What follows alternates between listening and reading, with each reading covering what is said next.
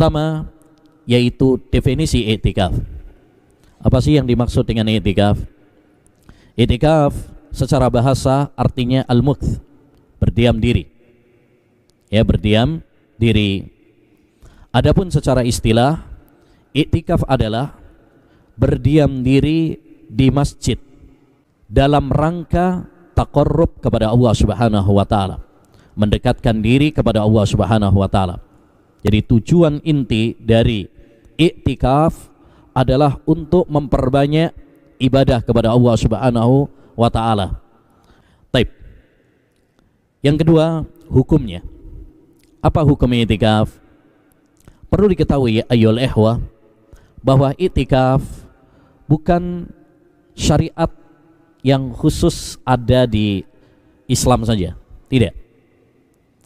I'tikaf sudah ada dalam syariat-syariat sebelum kita. Allah Subhanahu wa taala berfirman dalam surat Al-Baqarah ayat 125, wa ahidna ila Ibrahim wa Ismaila an tahhira baitiya lit-taifina wal akifin. Kami memerintahkan kepada Nabi Ibrahim dan Nabi Ismail untuk membersihkan rumahku, yaitu Ka'bah, ya, untuk orang-orang yang tawaf dan orang-orang yang i'tikaf. Padahal itu syariat Nabi Ibrahim dan Nabi Ismail. Berarti i'tikaf sudah ada sebelum ya syariat Nabi Muhammad, sebelum datangnya Islam sudah ada i'tikaf ya di syariat Nabi Ibrahim dan Nabi Ismail. Kemudian disetujui, ditetapkan dalam syariat kita. Ya, sebagaimana ditegaskan dalam Al-Quran dan hadis serta ijma para ulama bahwa i'tikaf adalah disyariatkan. Ya, hukumnya adalah sunnah. Hukumnya adalah sunnah dengan kesepakatan para ulama dan bisa menjadi wajib apabila seseorang bernadar. Apabila seorang bernadar. Dalil tentang disyariatkannya i'tikaf banyak, baik dalam Al-Quran maupun hadis. Di antara dalilnya firman Allah dalam surat Al-Baqarah ayat 187. Allah Subhanahu wa taala berfirman, "Wala tubashiruhunna wa antum akifuna fil masajid." Janganlah kalian berhubungan badan dengan istri, ya, ketika kalian sedang melakukan i'tikaf. Ya, ketika kalian sedang i'tikaf. Ini menunjukkan bahwasanya i'tikaf disyariatkan. Demikian juga hadis banyak sekali yang menunjukkan bahwasanya i'tikaf itu disunnahkan, bahkan dipraktekkan oleh Nabi dan para sahabatnya. Kata Aisyah radhiyallahu anha, kana Rasulullah sallallahu alaihi wasallam yujawiru fil ashril awakhiri min Ramadan wa qala taharraw lailatal qadri fil ashril awakhiri min Ramadan.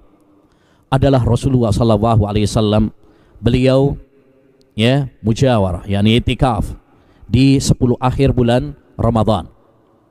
Seraya mengatakan, carilah Lailatul Qadar di 10 akhir bulan Ramadan. Ini menunjukkan bahwa Nabi SAW pernah i'tikaf. Dan apa yang dilakukan oleh Nabi, maka itu menunjukkan sunnah. Karena sunnah adalah apa yang disandarkan kepada Nabi SAW berupa ucapan, perbuatan, maupun takrir, persetujuan Nabi SAW. Ini dalil dari Quran dan dalil dari hadis. Dikuatkan lagi dengan ijma, kesepakatan para ulama. Dan para ulama apabila telah ijma bersepakat, maka pasti benar. Nabi bersabda, la tajtami'u ummati ala dhalalah.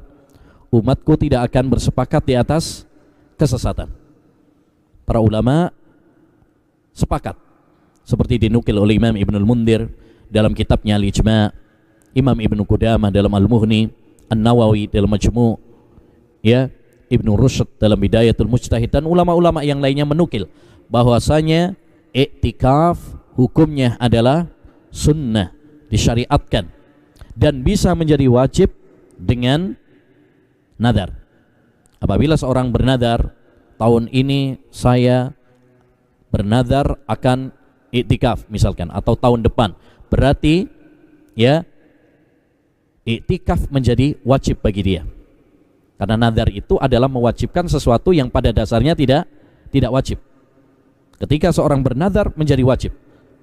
Ya, walaupun amalan yang dia nadari tersebut pada dasarnya tidak wajib. Iktikaf pada dasarnya tidak wajib. Tapi kalau seorang bernadar berarti menjadi wajib.